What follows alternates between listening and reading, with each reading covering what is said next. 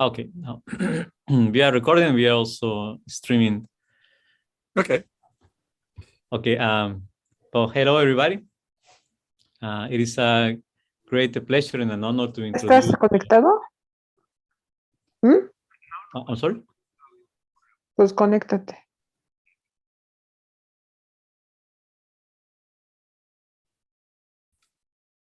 You are muted, Miguel.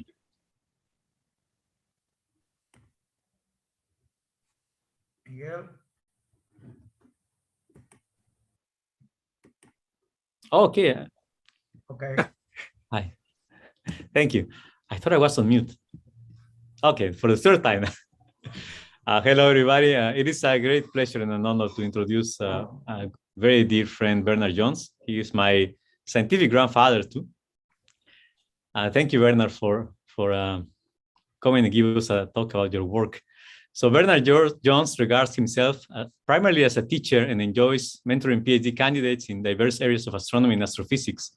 He has had the pleasure and privilege of working with a number of today's leaders in cosmology. Just to name a few, Carlos Frank, that we all know, Rosie Wise, who at the time was one of the very females at Cambridge. Well, he's Janet Jones, who is now with us, his wife. She was the first PhD graduate from Cambridge also. Bernard is the author of the book Precision Cosmology, which covered most of modern cosmology, stressing the history in the last 50 years. He got his PhD in the Dark Ages in 1971 from Cambridge with Dennis Sciama and Martin Rees, after which he had a series of postdoc positions at Princeton, Berkeley, Queensland, and Cambridge. Then he went to Paris and Norway and Copenhagen, where he created the Theoretical Astrophysics Center at the Niels Bohr Institute and started a high-tech company called Astragard. He's currently an emeritus professor at the Kaptein Astronomical Institute in Groningen, where he collaborated with his once PhD student, Rim van der Weijert, who also gave us a talk last month. And Bernard enjoys working alongside the smart young people wanting to write theses in cosmology. His main hobby is cosmology, and it is wonderful that he has been paid to study the universe. He especially enjoys being paid to work in large telescopes. Thank you, Bernard, and well, I leave you. Everybody, please, I would like to ask you to turn your cameras off to save some bandwidth.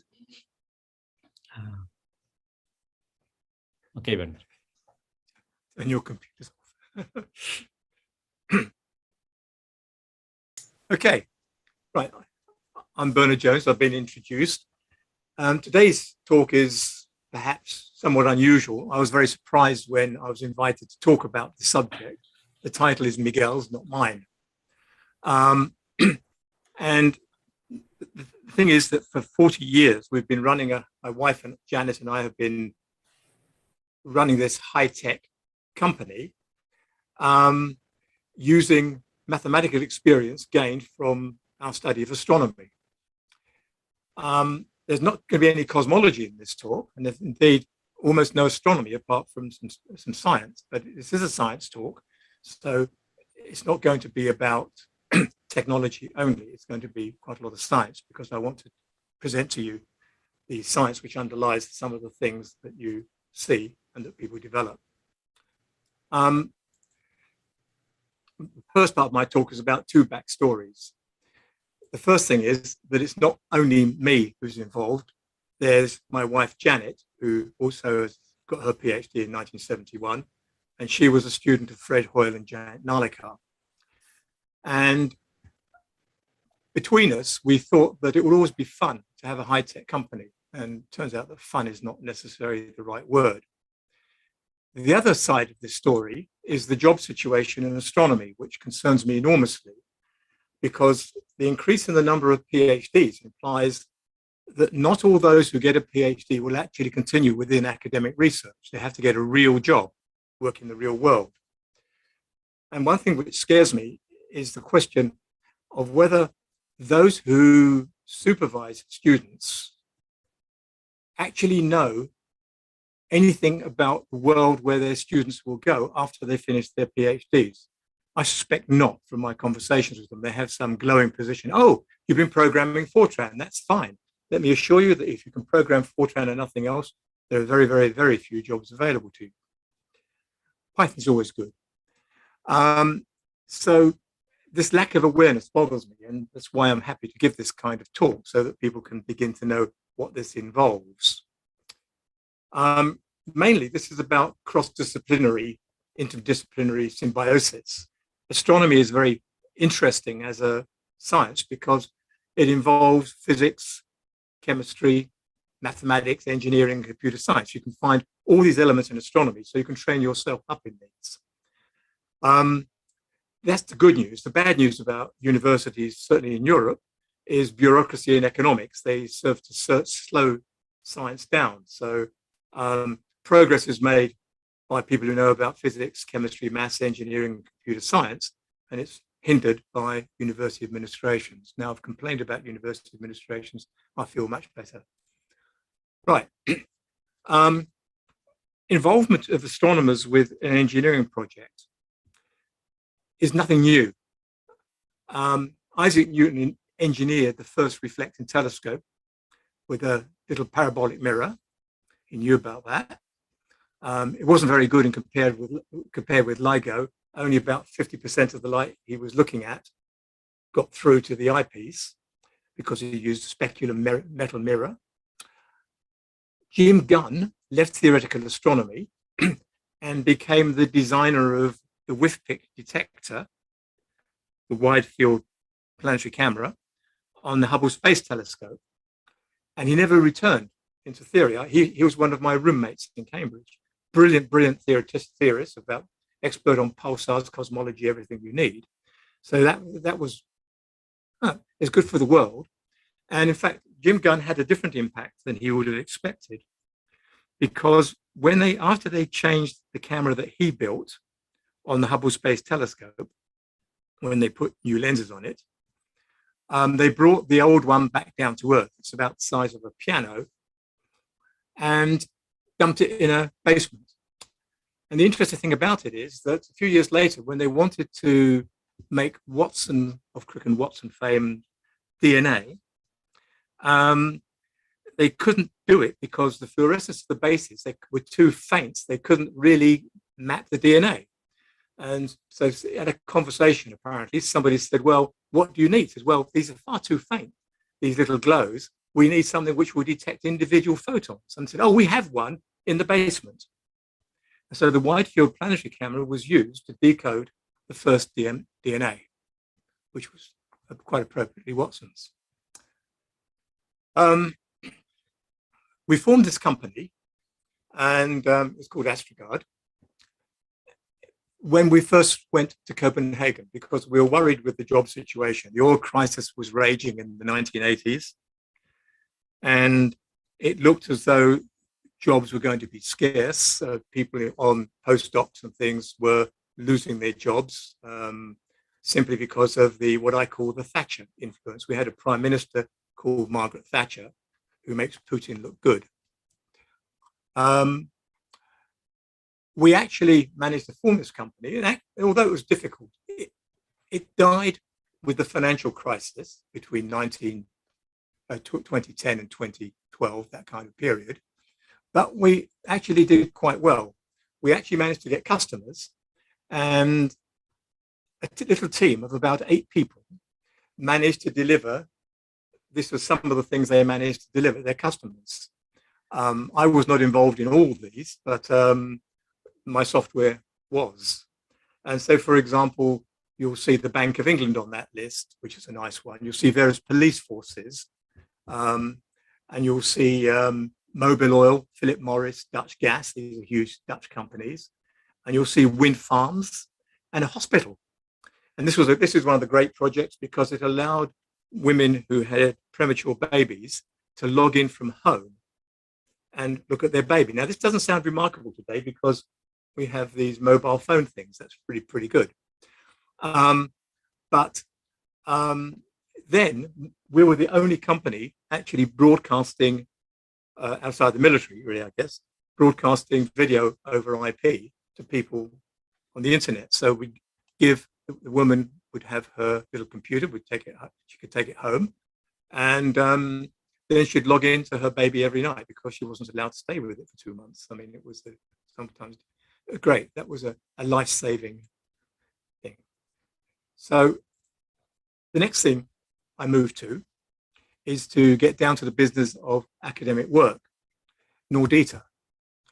Nordita is the Nordic Institute for Theoretical Physics, theoretical nuclear physics, if you like. It was founded in the 1950s, but it now does field theory, then theory, nuclear astrophysics, and a little bit of cosmology. My job, I was invited to basically generate cosmology in Nordita and also in the wider Europe. And I had a huge budget. In fact, Ben Mottelson, the Nobel Prize winner for the shell model of the nucleus, gave me half of his budget because he thought it was a good cause. So that was actually good. And I could invite lots and lots of guests around for people to enjoy a couple of weeks or even months in Scandinavia. The trouble was we had already was mounting about jobs at that particular time. I was very happy to go to Nordita because it was a great job to go to, but my future was not secure.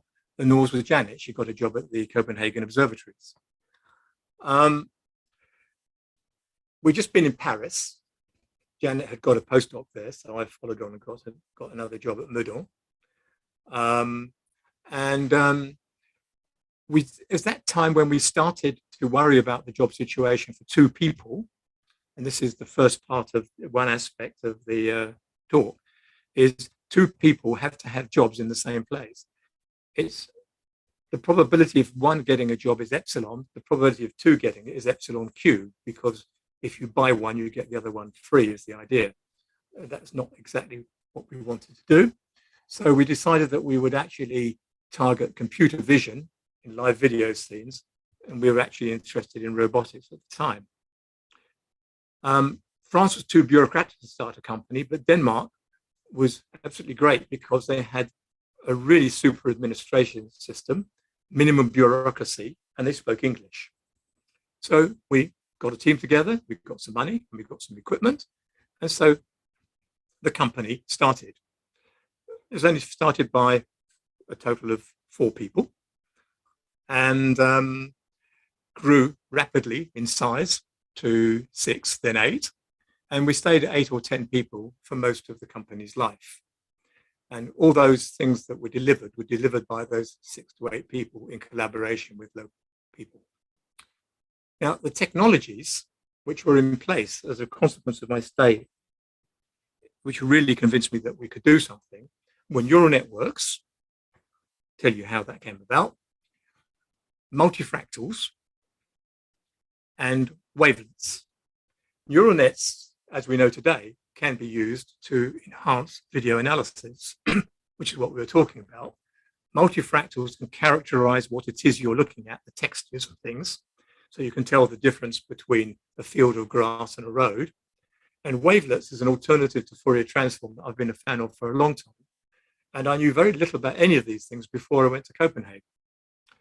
So in the early 80s, there were basically 2 very important papers that came up on neural networks. The first one was by John Hopfield, who at the time I think was at Carnegie Mellon, but he had been at Princeton at the time we were at Princeton, but I never met him. And he wrote this paper called Neural Networks and Physical Systems with Emergent Collective Computational Abilities. That has currently got 24,000 citations since 1982, which is, I think, pretty amazing. And in there is a famous graph, which I'll show you, appears all the time in this neural network, which is the response function for a neuron when information is fed in, what happens on the output. So it relates the input to the output of a neural network. And he suggested this particular shape. The following year, Jeff Hinton and Terry Sinofsky wrote another paper called Optimal Perceptual Inference. You'd never guess what it was about. It was actually about neural networks. And what you'll find is that they themselves actually introduced Bayesian inference into this game of running a neural network. So these were the first, not among the first neural networks, they're among the very first. Now, that only has 767 citations, I think partly because of the obscure place it was published in and the crazy title. But Hinton needn't worry, because he has a total, I think, of 120,000 citations in all. No, his best paper has 100,000 citations, one paper, and he has 250,000 citations in all of his career, which spans 50 years. I think it's pretty amazing. So the 767 is something that we'd all die for, but which just for two authors, not bad. Right, on a different topic at the same time, I met Mandelbrot and various people like this, and two papers came out, one written by Roberto Benzi, who also came to Auditorio, and Giorgio Parisi, who is the last year's Nobel Prize winner for just this stuff, called On the Multi-Fractal Nature of Fully Developed Turbulence and Chaotic Systems. So that was one of my elements I needed. And he also wrote a paper with Uriel Frisch called Fully Developed Turbulence and Intermittency. What is important is that they were studying chaotic systems, and you can use the structure that they are talking about to describe not only the universe, and I wrote half a dozen papers on that, but also lots of other things, complex patterns, phenomena that rise in the physical world. The final of the three ones, so we've got neural nets, we've got fractals, which are very pretty normally.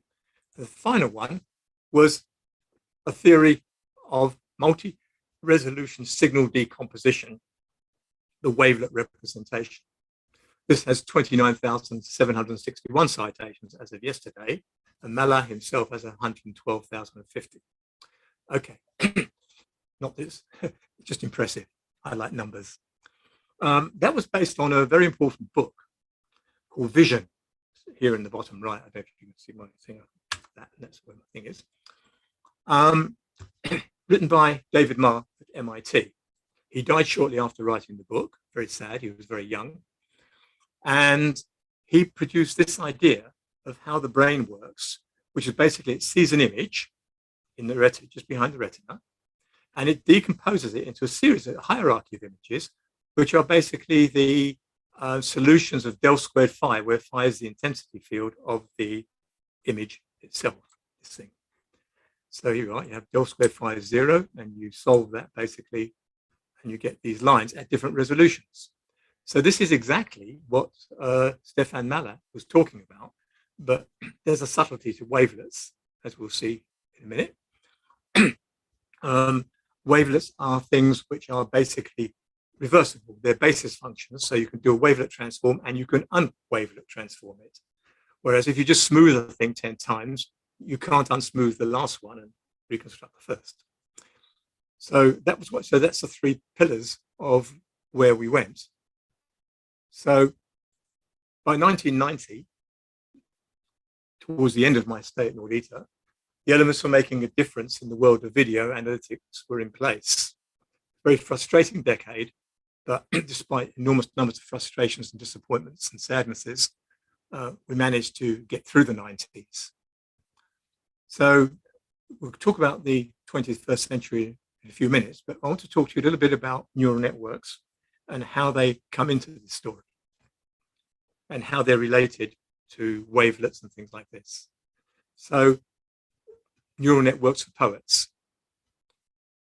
Now, many of you, I assume, know what neural networks are and how they work. Definition: neural networks, an adaptive filter built from electronics purporting to represent neurons and their interconnections. That is from a very great man I know who was also one of the inventors of neural networks, Kohonen. He's a Finn, and he wrote a book called Associative Memory, a System Theoretical Approach, and he's one of the leading authorities on how the brain remembers things. He's retired now, of course. He's in the late 80s. The idea goes back to McCulloch and Pitts, 43, but we'll go straight to the brain. Right, so let's understand how neural networks work and what they do, because they formed a key part in the 1990s of the stuff that we were doing. And this is what I was programmed. So a neuron is basically a cell with a long thing sticking out of it, which is called an axon, which transmits information from the neuron down this axon to the vicinity of another neuron. And there's a chemical process between the end of the axon and the neuron. And this chemical process transmits information to this. And so this guy, the top one, decides how to work, how to send a signal down its axon. So the neuron is surrounded by these things called dendrites, which connect to all the other guys around.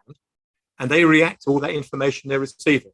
And then suddenly, kabam, they say, wow, and they send a signal down this line, which is then received by the next one. So that is the fundamental process that people are trying to model. So the idealized neuron behaves like this. It's just basically a neuron, a communication channel, and basically onto the next neuron. And so the mathematicians, the neural net people, idealize that by having inputs into the cell body. The inputs are a number, which is what comes down the axon. It's given a weight of importance by the neuron. It then goes into the cell body where all the inputs are summed. Now, we don't really know how they are summed within a real neuron, but we just take the weighted sum of the inputs, which would normally be voltages, but they're just simply rankings for importance, degree of correlation, in fact. You then pass it through some weirdo function, and that's the output. And the function is like this. If the signal that the neuron received is very low, you do nothing.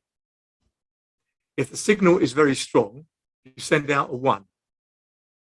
And you could approximate this by a step function, but because it's practical, you actually allow things to have a nice, gentle slope, as in here. And that basically means the calculation is simpler and not discontinuous. And you can generate probability distributions for what this function f is. That is the key to it. I think too much effort is actually spent on this, but that's the way it works. This is called the activation function. So when you put this together, you've got these inputs, a cell body, an activation function, and an output. You come to these things. This is kind of a model. Here we have an input. These are the dendrites going on to the next neuron. And the next neuron will basically communicate with, in this case, every one of the others.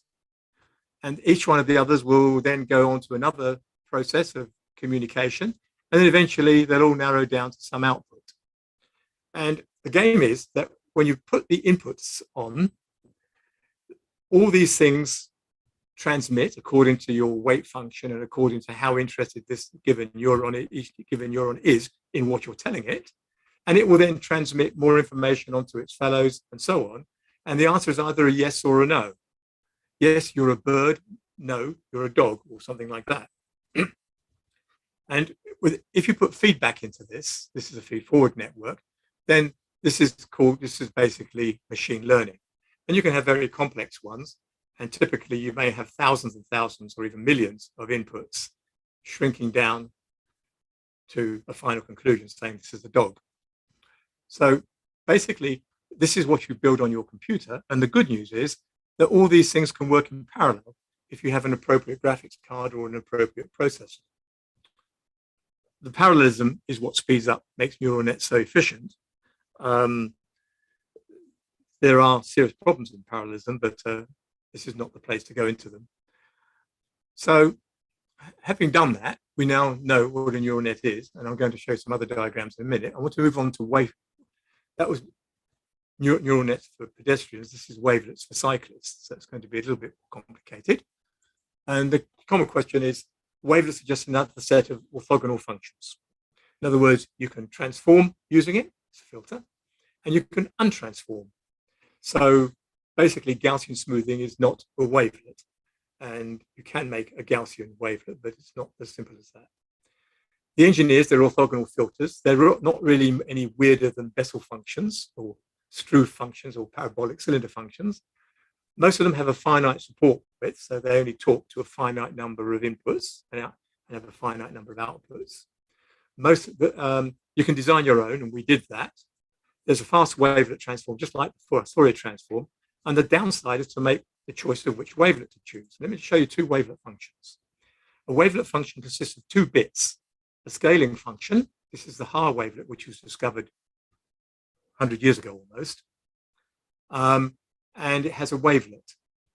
These two functions are necessary. This is a smoothing function, the scaling function, and the wavelet is called the analyzing function for some reason, because it just basically picks out the features, edges particularly. It differentiates. So this thing smooths, the scaling function smooths, and the wavelet is differentiating. It's that one minus that one. Sometimes it can be, if you make it more complicated, you can make it calculate curvatures, and it's very important. Wavelets are very important in physical neural nets, PNNs.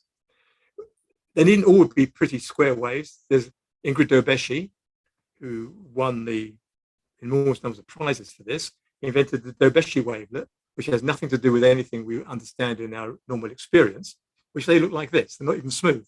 They're discontinuous. Why would one use them? It's because there's dozens of programs calculating Dobeschi wavelets on the Python websites, and that's why they're used. So let me give you a quick example. Here is a signal consisting of this wave, a low frequency wave down this end, and a high frequency wave at that end. And they merge to form a wave packet. And if you analyze that with what's called a Mexican hat wavelet, you see that the wave peaks are nicely singled out. And here too, sorting out the frequencies. And so what this plot is a frequency plot with the low frequencies down the bottom and the high frequencies at the top. So the high frequency noise of this one here on the right. That's it. That one. And this one. And there's no high frequency in this one at all. So as you lower the frequency, then the signature of this one on the right has none of the low frequencies, just high frequency noise. So this is a good segregation. There's another very important wavelet called the Gable Wavelet, which actually identifies wave packets better than it identifies individual frequencies, but the wave packets have different frequencies themselves. And so here, the high frequency component, it recognizes this packet, and this packet. Now, if we pollute this with noise, and this is where wavelets are really good, this is just simply the original signal polluted. If you stare at it for long enough, you'll be able to actually see the original signal in it, but the signal to noise is actually just a fraction of the total signal. So you do the Mexican hat analysis, you can still see the high frequencies coming in here, and the high frequencies coming in here, and you can see the low frequencies associated with it. So if we go back, we can compare the two. They're highly similar. So the fact is that the wavelet has managed to pick out on this noise the original signal you had. If you use the Gable wavelet, it picks out that there are two wave packets, this one and this one lying in there, this one and this one. So in principle, what this shows you is that these wavelets are very useful at picking things out. They don't destroy any information. And so you can actually clean the noise out of signals using this process. In 2 dimensions, you take an image. This is from Valencia, Calatrava's architecture. And if you do a 2-dimensional wavelet transform of this one, this is just one of my wavelets, not one of those you've seen. What you get is a small version of the image, and you get 3 components, which are the vertical, horizontal and diagonal differences of this picture, edges. So here, if I can signal that, I don't know if you can see this, it's quite hard, that. What you can see here are horizontal edges, there, which you do not see here, but you see the vertical edges here, which you do, here's a vertical edge, and here, which you do not see here. And here, there's a preponderance of diagonals, which are only barely visible in the other two, because there's a component of the diagonal too. This is d2y by dx squared, in fact. This is d2 phi by dx squared, d2 phi by dy squared, and d2y by d phi by dx. That's what that is. And then you repeat this, and you get another one of those on a smaller scale. So each time you smooth the picture, in other words, make it shrink it, you get its own information which is sufficient to reconstruct it. Now, what this process amounts to is what's called a pyramidal decomposition on the left. And you have an original image, and you shrink it. That's this SS piece. And then you shrink that again, and you shrink that again. And the bits around it are the derivatives at each particular stage. Now, in fact, this is actually a very important part of the story, because the realization is that whereas this is how neural nets are actually handled, you basically take an image and shrink it and you shrink it and you shrink it. This is called the convolutional neural net structure. And very popular. This is what John Hopfield got his 101,000 cited paper for with Google. This layout here on the right is actually much more efficient than going through this hierarchy, because you can present this information directly, this whole image, to a neural net, and you automatically correlate the original image with all the features that you see in it, and at each level and every scale. So you don't have to, you can do it all at one go effectively, but you have to then exert control on the weights and how you handle them. You can't allow free for all, but it does make things very efficient. And the fact is that because we use integer wavelets, there's no rounding error. These integer wavelets are extremely efficient and fast.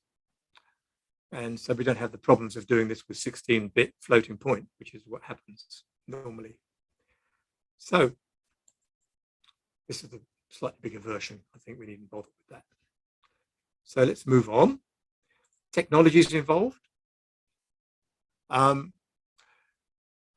We needed, this is not something you should ever read, but what the problem was to have capture images in video which have very low latency.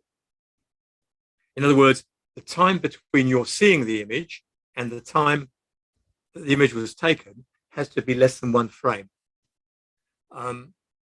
Most digital imaging systems don't do that. They have to basically compensate somehow. And sometimes you see the sound and the image and the person all at different times. And some viewers will actually be able to deal with that. We want to do motion and non-motion detection in scenes. I'll show you a scene a bit later. And we needed all the things that you need to have a commercial product. An interesting astronomical aspect of this is the electron multiplying CCD camera that we used for some of our installations. This is the camera which is incredibly sensitive. So I've got 4 pictures here. One, a dark one on the top right, which when you use this camera is in full color. So that's a normal camera, and that's the EMCCD camera. This one here is a dimly lit scene, which becomes, again, colored as you use the EMCCD camera. The difference is the sensitivity is measured in luxes. And for those of you who don't know what a lux is, it's 0.0929 of a foot candle.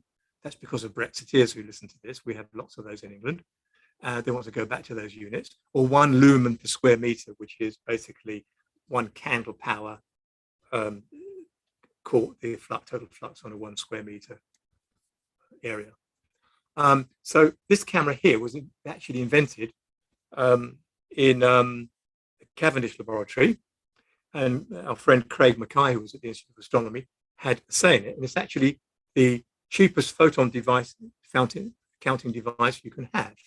So it's actually got a CCD in which will, because of the photon multipliers in each element of the CCD, it will multiply all the photons up for you and produce nice pictures. So I always had a yen to stick it on a telescope, but I never did. We needed to capture pictures. In those days, analog pictures. So we made a succession, early 90s, late 90s, and 21st century, of things which are called frame grabbers, which grab video frames. The first one worked at 6 frames a second, and the last one worked at 25 if we wanted. And this had on board, it had a very special chip on it, called this one here, called a trimedia chip. And it allowed us to do parallel processing of the images as they came out. And that was why whatever came in, it was totally processed by the time as a wavelet by the time it came out of that device into our computer. That was absolutely essential in getting the approval of many customers. Slow computers meant bad software, ugly software. And here we see, down here on the bottom right, we see a scene which somebody has set up with important zones, which are zones of interest. Now, on a slow computer, you can't use neural nets very effectively because you can't do all that transformation as such. And so the CPU is far too high. So we encourage people to draw little boxes around places where they're interested in and just run the neural net within those little areas and forget about the rest. The rest was monitored, but at a much lower level than these periods of intensity one. And there is up here a tiny little window, which is used to do the photometry of the scene at the time to help the neural net work, so to feed into that neural net from the local photometry. So shadows, night, day, everything is compensated for. It worked absolutely brilliant. I'm pleased to say it was the best thing in the world of its kind at the time.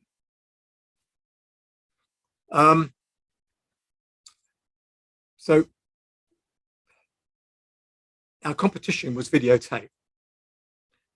Videotape didn't disappear till the 21st century.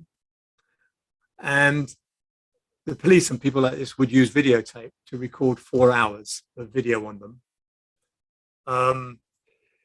We needed some unique selling points because we couldn't convince them that digital was better than analog tapes that you had to rewind all the time. So we wrote a search program by inventing a thing called image DNA, which would characterize the image and all the events that happen to it in a very broad sense. And the image DNA basically allowed us to search at very, very high speed. And so we could search about 1 terabyte of data within a minute. Now, I asked one of the police people, how long would it take him to do a terabyte of data? He said, well, when you have 4 hours, and 4 hours is only 8 gigabytes. I said, right, multiply that by 125, and we can do that in a minute, whereas it's taking you with your 4 hours, scanning up and down the tape, writing things down, we can do that in a minute for you. They became interested because it's going to save them money. And that's what it's all about. So anyway, we could adapt to huge variations in ambient illumination. So it could be raining, sunning, and things. I'll show you a few videos of this time at the end. They're rather fun. We were the first people, as far as I know, in the public domain to transmit video over IP. The first time we demonstrated it at the Institute of Directors in London, people saw a cable and they saw a computer at one end of a big room and another one at the other end, but they couldn't understand that the picture was being transmitted over this cable somehow. So how do you think it's getting there? Oh, I don't know. So that was that. We also improved our interfaces. I'll show you how this works. So to look less ugly and to be easier to set up, be really smart. And I even planned on making things look a little bit better and non-computerish, but that never happened. 2008, the great financial crash happened, and the aftermath of that, plus lots of exciting things like crooked venture capitalists and things who were investing in our company. One went to prison, apparently, so that was really good. That exciting stuff is an even better story, which can be told by Janet better than it can be told by me, because she was the frontline soldier fighting them off. It would have been quite nice to have had these pretty units, but that wasn't to be. And finally, before I show you a few little movies, I'm going to talk about my current project that Janet and I invented. We're getting old, and our problem is memory. I keep on thinking, I can walk into a room and completely forget what happens, what I went into that room for. So we thought, well, you know, instead of trying to compete with Chinese companies now, which are doing what we were doing 20, 30 years ago, just managing it. And there are many things they're not managing, like the fast search we have. That's still waiting to be done by somebody else. We'll solve an important problem, which will benefit ourselves, and we call it the memory aid. And it's a little badge that you wear. It doesn't exist at this moment, but the concept is very well advanced. And if you say, where did I leave my keys? The little badge you've got will respond, I last saw them on the kitchen table. Now, or where did I leave the video controller? Oh, you're sitting on it. And it also monitors other aspects of the person's life. It only does it with their consent and where they consent and how. That's very, very important. But when you get frustrated from losing your keys and losing your video controller and things like this, or not knowing what you put in the fridge, you might think it's actually a useful thing. I can remember when the mobile phones first came in, they were the size of bricks. We gave them to our children because they went to school in England while we were living in Denmark, and they weighed a ton. And people said, why would you want one of those? There's telephones, you know, all over the place. Now you can't get the telephones all over the place because everybody's got a mobile phone. But the point about this, this consists of a badge, which is basically a video acquisition system. There's a camera behind there. And there's it's on Wi-Fi. There's a Wi-Fi connection it has to a home computer that we would supply, which runs a neural net program that's been trained to recognize common objects and places in the home. And generally speaking, this is met with quite a lot of approval and quite a lot of disbelief that we can ever do it. And sometimes, I must say, I disbelieve it too. The way we're doing it is we're taking what has been invented once before, the brain, and looking to see how that actually works in its imaging system. And there are these regions called V1 to V5, which basically do different jobs. Like V3 looks at shapes, V2 looks at, I can't remember what, motion, I think. Shape and color are combined in V4. Movement and speed of direction is in V5. Textures, I think, are come into V2 as well. And V1 is basically the first stage of the processing, where there's a lot of pre-processing. So what we've come up with is a architecture for our neural nets. And this is always the most difficult thing when you design neural nets, is decide what your architecture is going to be. And so the first thing we do when the picture comes in, this is a picture of a schematic, is extract the image DNA so that the system can remember and find where last week did I put my diary, or who knocked at the door 10 days ago. It passes through a little neural net, which has been already configured and everything like that. And the interpretation of this, we pass on the image DNA, which is much easier to generate by a neural net, and we pass it on to our models, which are more neural nets, of the V1 and 2 areas, which we've combined, V3, V4, and V5. And because you want to know where things are now, we keep a video frame buffer, because you might want to replay it to the person. And then you say, answer the question, what, when, and where. So the what is my video controller, the when is I don't know, and the where is somewhere in the house. So that's our nice little project. And what I'm going to do now is show you a couple of little movies about which are fun. Not really fun. The first one, this one here, pause it. I might bring it into here. I tend to do this differently than everybody else. and I start it.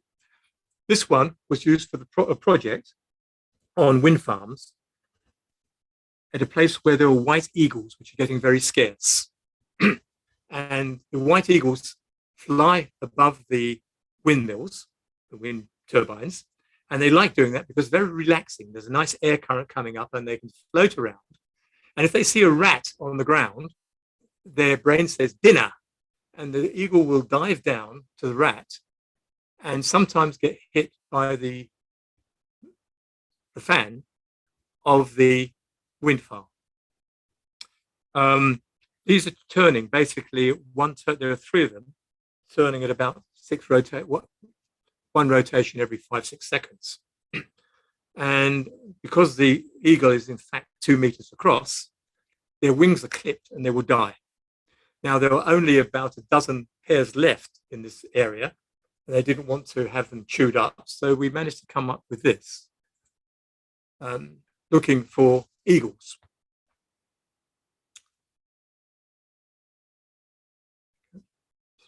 They're not eagles, these are crows. Now, the importance of this is, there's another one coming across there that you can see on the left. Let me just pause that. Okay, let's go right to the end.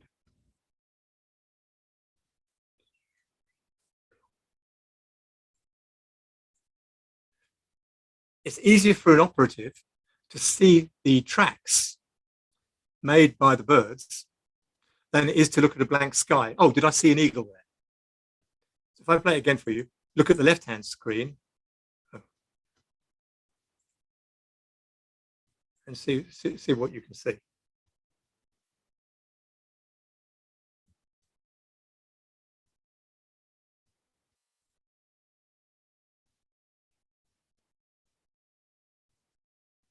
And the last one you'll miss. And so this was designed to help them do that. What a good exercise is in neural nets is this one. You have a background and you want to detect things against that background. So this is seagull watching for no reason at all, but I was into birds at the time. And it finds the birds, despite what's going on in the background. And that's actually quite difficult to filter when it's dynamic. And if it's raining and thundering, it's even more difficult. So it's enough of that one.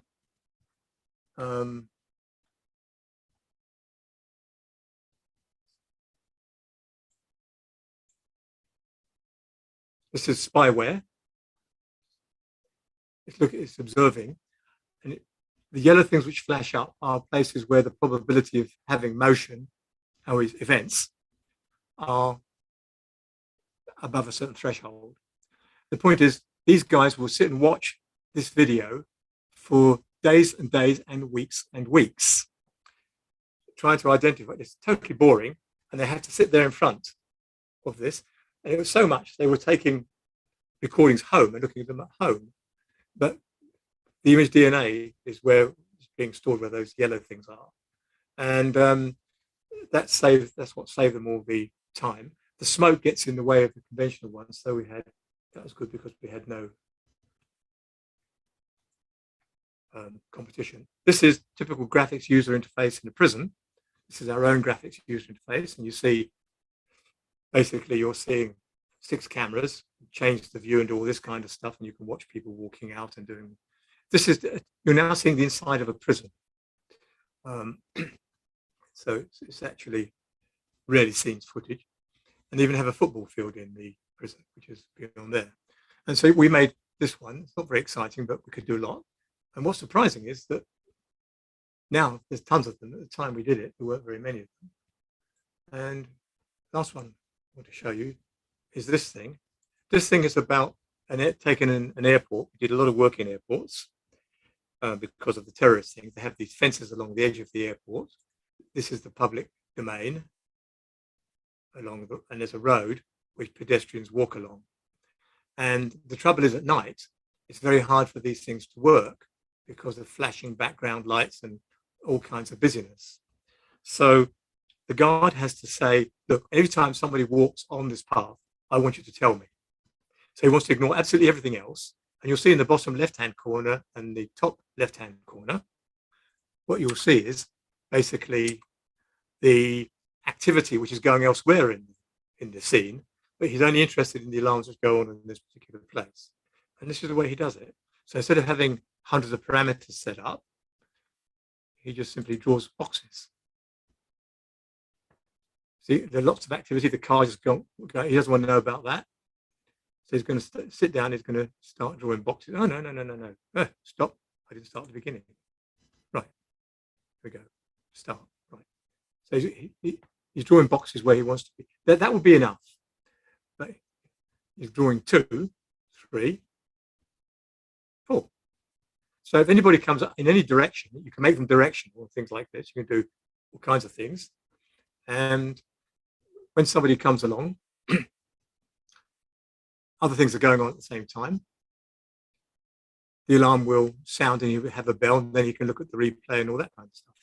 So this is a kind of a modern symbol interface, which puts up with all the garbage which you see on the left-hand side and filters out just what the person wants to see. And users like doing that. So that's all for the movie show. And that's all for my talk. If I can figure out, oh, that was not what I wanted to do, Bernard. That's the mistake. I picked up the wrong one. So let's just stop that and say thank you very much indeed for your time and listening. I hope you found it at least interesting and different. I'm sure it was different and not too confusing. Thank you very much. Well, thank you, Bernard. Let's think. Do I have to hand it back to you now? Let's do that. Stop share. I think well, it was great to have very interesting examples of applications of astronomy in the outside world. For us, this is very relevant in Mexico because we want to tell the society that what we do is not only good as an academic exercise, no, but something else. Are there any questions? I have a few. So let me ask a question, Bernard. So how does a theoretical astronomer ends up designing motherboards? Because you show us three cards, right? And yeah, I remember those were designed by your team. The first thing you do is you employ a good hardware engineer who's friendly. But then the problem is he doesn't write software. The real difficulty is to talk to what the guys designed. This is the central issue of the whole thing. And so it was my job, using assembler language, or C, but assembler mainly, to enact in those early days what were called DMA transfers. And Janet would tell you, I spent about 4 months getting nowhere, pulling my hair out. That's why I'm bald. Simply because it was just a complicated process. I had to talk to him and say, look, you got it wrong, Spiros. He was Greek. We had a very multinational company. We had Greeks, Danes, South Africans, heaven knows what. And we had a Mexican lady who was one of my first programmers who worked in our company until she got married and went to Mexico, to Phoenix. So yes, that's the problem. But I ended up writing the software, and I've had another person to help me. All the software on the Trimedia, I wrote with a Ukrainian friend called Yuri, who came from Lugansk and still has his family there. Hence the blue and yellow screens. I thought it was a good idea to have a blue and yellow background for today. So Yuri and I suffered reading the most unreadable manuals you can ever imagine, having lots of 3-letter acronyms and abbreviations. And we eventually managed. And in the end, it was amazing because we were going basically 100 times faster than we would ever been able to go. It's called very long word instructions, where you have 2048 bits at your disposal. You can stack anything you like in them, and you tell the machine what to do with them. And wonderful chip. Philips sold it off to the Americans, and then about 2010, in fact. So that it would have been a problem had we continued. In fact, there would have been many problems for continuing, because that was 2010 marks the transition to Chinese competition and basically digital imaging. And I'm not sure I'd have wanted to change all my software to digital imaging. I wouldn't have. Somebody else would have done it. So I'm going to put a lot of that stuff in I'll put my squeeze format in the public domain because it's a nice demonstration of what wavelets can do and the filtering techniques. Yeah, so yeah, that's hard. In fact, designing, the worst thing though, is designing a user interface. We made bespoke systems for specific people. And I remember sitting down in a prison with someone who told me it must work exactly the way the old one did. And the old one was 50 years old. And it was he nothing else. He just wanted buttons. He didn't want maps or pictures. He wanted buttons. And so there was no manual for it. And so my friend Frank, my Danish friend Frank, and I sat on the floor of the prison for 4 nights in a row, basically trying to reverse engineering this piece of stuff, which there was no manuals about. We succeeded. We reverse engineered many, many things in our lives. So Bernard, I became an engineer. Anyway, that's it. Well, thank you, Bernard. This transition. So what were the challenges moving from academia into industry?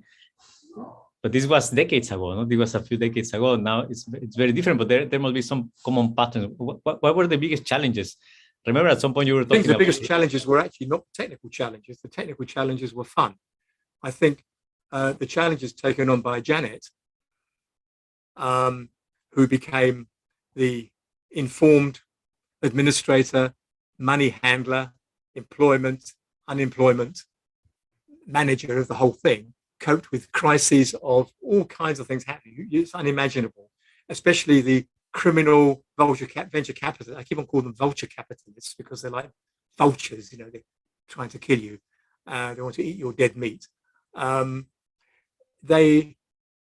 She fended them off brilliantly. So the team could work nice and peacefully, doing what they most enjoyed and what they were best at, while Janet fended off.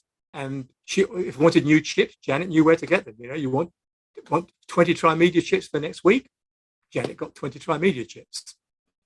And it's her job, which was the worst, I assure you, by far. We were all having fun. It's sometimes frustrating because we had to learn a lot. Like we worked as a team, and I've always liked teamwork. I've been a fan. Now, a team to me is 6 to 12 people. A team is not 2,000. And if you're an author number 1,422, and you put that, I was author number 1,422, you put that on your CV, when you're applying for a job, your employer will ask you, what did you do? Well, I did all this kind of stuff. Yes, but where is it in the paper? Oh, it's these 3 lines here. And what you find is that it's difficult to find jobs. And even I would say, I know Janet, I'm sure would agree, that it's harder to find a job when you've got a PhD than when you don't. Doing a PhD in Europe is an inhibition to getting a job. Now, how come? Because you're too specialized. You don't know any, you know too much about nothing.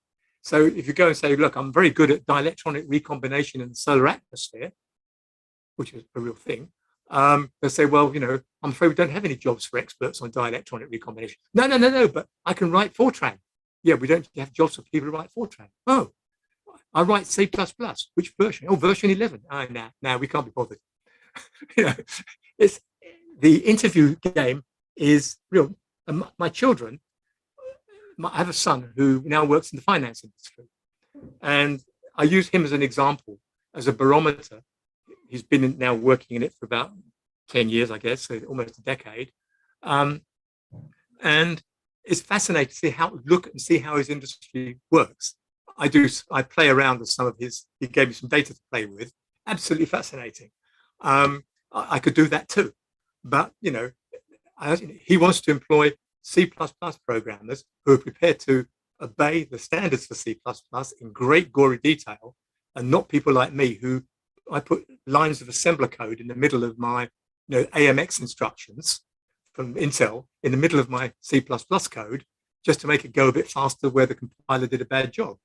I still do that. And, the new Intel processors with their AMX instruction set, fantastic. Better than a GPU. But you've got to put it in assembly because the compiler, even Microsoft's Visual Studio, doesn't support it properly. So, yep, getting a PhD is not good news in Europe.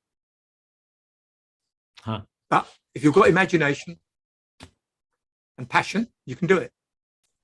We had no choice because we had 2 jobs and 5 children. We needed 2 jobs, we had 5 children. So that was the challenge. It was not a risk we needed to take. And in my life, I decided that family comes first, family comes second, family comes third, and the rest can come anywhere it likes. And hence I was described by my director on one occasion as not committed to science. I said, nope, I'm committed to my family. And that's why we did it. So we sent them all to schools, and we had to send them to private schools in England, and sent them all to universities. We had a very nice lifestyle. So you basically... Which all ended in 2010. So instead of getting a job, applying for a job, you created a job for you. I think that is something that we could think. Well, one slide I didn't show you was of my first job in industry, which was when I was 18. I did an internship in an aircraft factory, programming a computer in 1963, before any of you were born. I had to find the eigenvalues of vibrations of wing sections for a project called the P1127, which is a Harrier jump jet, vertical takeoff Harrier jump jet, now made by General Electric. I loved aeroplanes. This was a fantastic project. I hated working in a factory, especially when the factory was underground. And I went in the morning at 8 o'clock and I came out at 5 o'clock, not knowing what happened above, whether the world still existed outside. I hated it. And I hated the security people in. They kept on interviewing. Why did you go into that filing cabinet? That was terrible. And then I took a job the next year in another electronics, doing circuit analysis, another internship to earn money as a student. Working in a cafe would have been more fun. It was, I had to do the project and nothing else. I couldn't deviate from what I'd been assigned. And I hated that because all kinds of ideas were coming up to me, but no, they wanted to program it in Algol, another computing language, in this particular way. But the algorithm doesn't work. It's not a good one. Yes, but that's the way we do it. It's a lousy algorithm. You can't get good answers. That's why you're not getting good answers. No, we have to do it that way. Cut down the time step. Not going to make any difference. No. So that was enough to teach me not to go and work in factories. I don't respond very well to authority. I don't. Okay. I'm bad with bureaucracy. Before let's first. I would like to first thank you, Bernard, again, because some people probably have to leave for classes. I'm sure. So let's thank Bernard. If somebody wants to stay around, we can stay a bit around. I hope some of you found it wonderful. Interesting. Comments. Let's thank everybody. Bernard, please. Oh, thank you. Thank you, Bernard. Thank you. If there is any questions or comments, we can stay here. Yeah, thank you.